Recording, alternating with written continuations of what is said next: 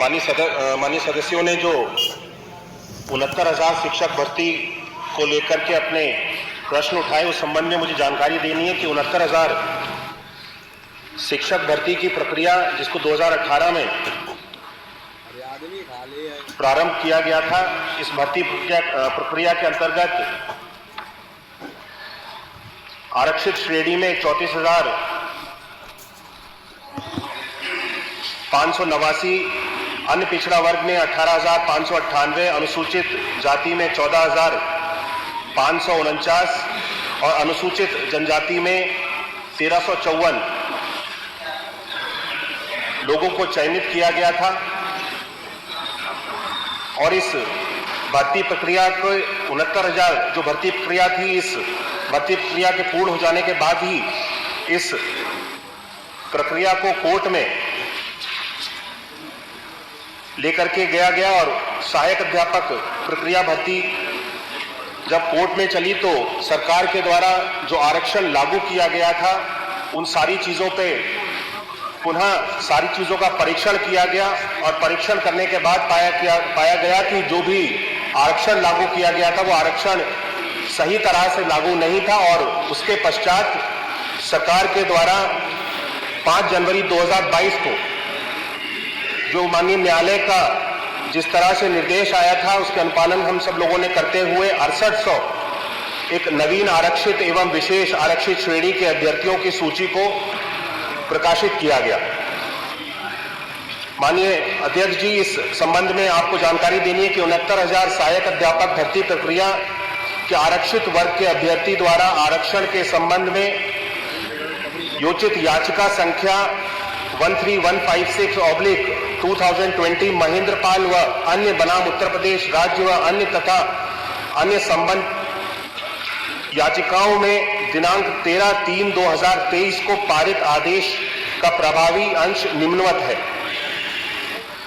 Since it has been directed that the selected list dated 1/6/2020 to be revised in the view of observation made in this judgment, the select list of 6,800 dated 5/1/2022 stands quashed. Reservation should not be in any circumstances more than 50% of the total seats. माननीय उच्च न्यायालय द्वारा writ याचिका संख्या 13156/2020 महेंद्र पाल व अन्य बनाम उत्तर प्रदेश राज्य व अन्य तथा अन्य संबंध याचिकाओं में पारित आदेश दिनांक 13/3/2023 के विरुद्ध विशेष अपील संख्या 172/2023 महेंद्र पाल व अन्य बनाम उत्तर प्रदेश राज्य व अन्य योजित की गई है, जिसमें माननीय अध्यक्ष जी इसी प्रकरण में आने वाली जो 22 तारीख है, इस 22 तारीख को भी एक तिथि निर्धारित की गई है माननीय न्यायालय द्वारा सुनवाई के लिए।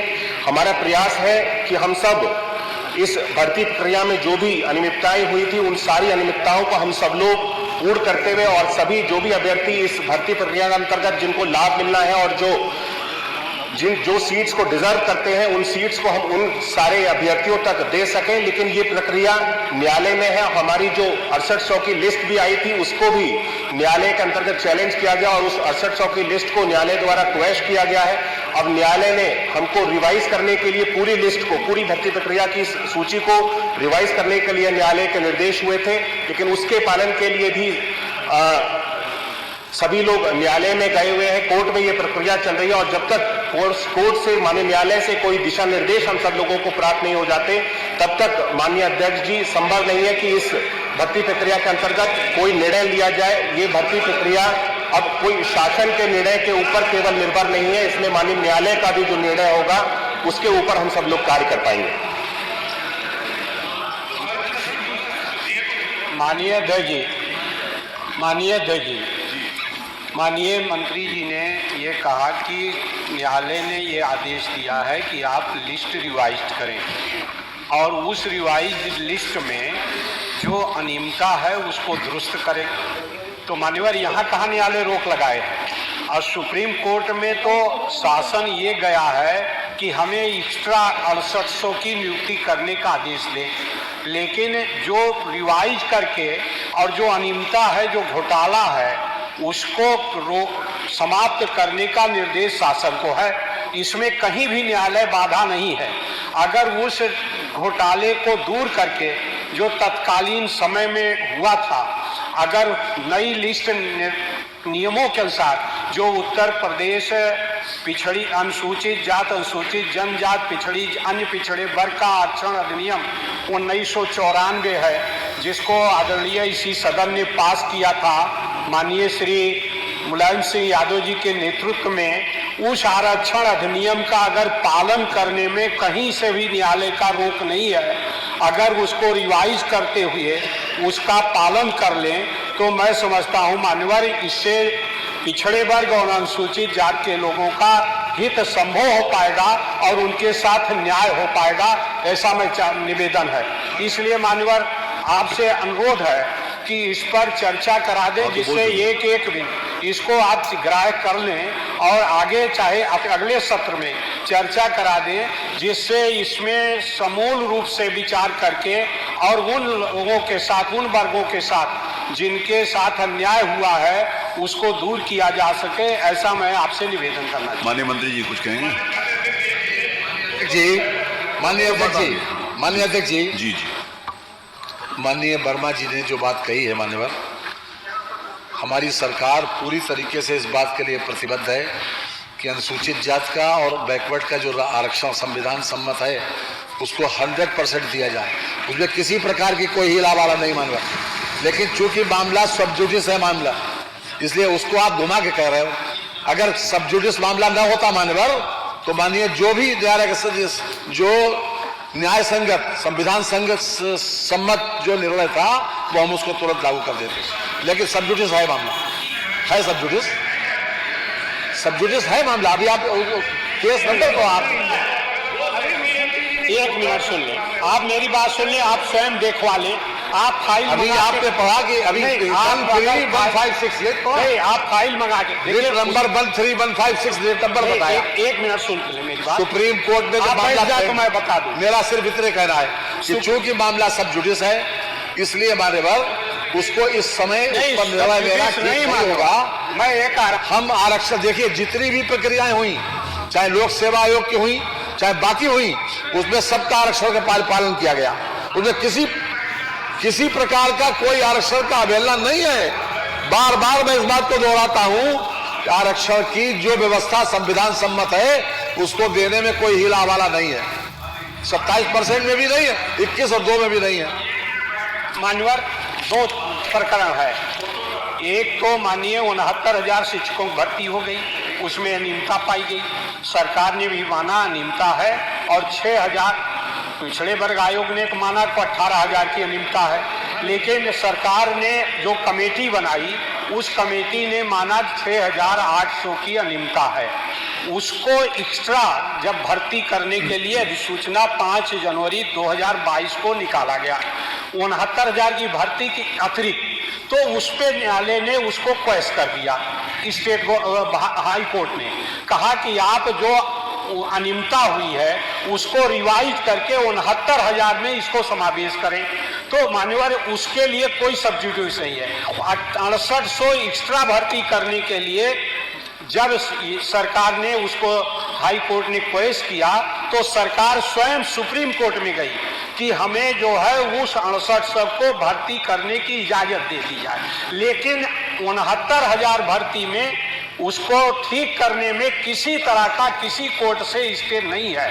अगर आप रिवाइज कर लें तो कहीं से स्टे नहीं है, ये मेरा निवेदन है। माननीय मंत्री जी बताइए। का जो विषय है वो आरक्षण न दुरुस्त होने का विषय है और बिल्कुल सही है, उसको ठीक करना चाहिए, कहीं कोई स्टे नहीं है। मेरा जो विषय है उसी 69,000 में प्रश्न पुस्तिका में बुकलेट 60 प्रश्न 60 बुकलेट ए पर प्रश्न गलत था जिसका उत्तर भी गलत गया। तो हाई कोर्ट ने कहा है कि उसमें 1 अंक अभ्यर्थियों को देते हुए मेरिट बना लिया जाए और 2249 लोगों को समायोजित कर दिया जाए, नौकरी दे दिया जाए। सरकार जाती है सुप्रीम कोर्ट। देर लगेगी। माननीय अध्यक्ष जी, बस थोड़ा सा इसको देख ले, मेरा प्रश्न देख ले कि ये प्रश्न गलती था, मैंने जोड़ दिया था प्रश्न गलत था, और हाई कोर्ट ने कहा कि इसको अभ्यर्थियों को 2249 को 1 अंक दे के इनको उसमें सम्मिलित कर दिया जाए। सरकार सुप्रीम कोर्ट जाती है, सर्वोच्च न्यायालय जाती है, वहां सरकार की रिट खारिज करते हुए सर्वोच्च न्यायालय भी यही कहता है कि इन 2249 लोगों को 1 अंक देते हुए इनकी ज्वाइनिंग करा दिया जाए। कहीं कोई ना सुप्रीम कोर्ट, ना हाई कोर्ट, ना किसी अदालत में कहीं कोई रिट पेंडिंग नहीं है, और रोज इनको आश्वासन दिया जाता है। और इसमें मैं रिट संख्या बता देता हूं, 343/2021 में हाई कोर्ट आदेश करता है कि इनको 1 अंक देते हुए इनको इनकी ज्वाइनिंग करा दिया जाए। तो उसके बाद 9046/2022 में सर्वोच्च न्यायालय ये आदेश देता है कि इनको 1 अंक देते हुए इनकी ज्वाइनिंग करा दिया जाए। उसको सर्वोच्च न्यायालय से भी इनके पक्ष में आदेश हो जाता है। अब कहीं कोई रिट नहीं पेंडिंग है, और पिछले कई दिनों से हजारों की संख्या में छात्र छात्राएं इसी लखनऊ पर धरने पर बैठे हैं। और आप देखिए सभी पेपर पेपरों में देखिए, आपने पूरी बात कह दी। माननीय मंत्री जी देखिए रोज छला है। आपने पूरी बात बता दी। मान्यवर ऐसा है, आपने पूरी बात जी मामला तो सब जुडिस है जी मामला। सुन लीजिए, पूरी बात सुन ले, सुन लिए। पूरी बात सुन लीजिए। हमने जब हम बीच में बोले नहीं, आप बोल रहे थे। मामला सब जुडिस है मान्यवर, सुप्रीम कोर्ट में मामला है, और उसमें कई लोग पार्टी है मान्यवर। मेरा सिर्फ इतना सबमिशन है कि हम इसमें एडवोकेट जनरल से राय ले लेंगे, ठीक है, इस जंक्शन पे, कि इस जंक्शन पे हमको क्या करना चाहिए।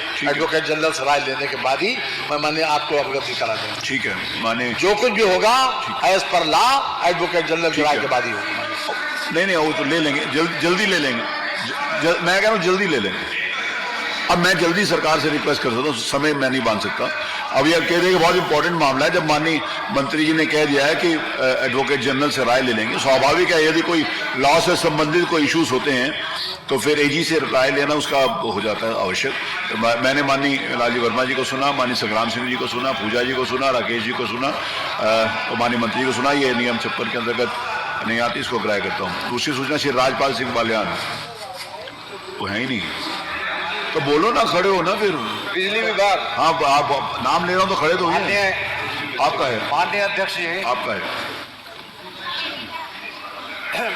विद्युत विभाग में जो पश्चिमी उत्तर प्रदेश में विशेष सोर्स है, हमारे यहाँ जिस तरीके से कनेक्शन काटे जा रहे किसानों के, अगर उनको ट्रांसफार्मर नहीं मिलता तो ट्रांसफार्मर देने के लिए उन्हें बाध्य किया जाता है कि मीटर लगाने के लिए।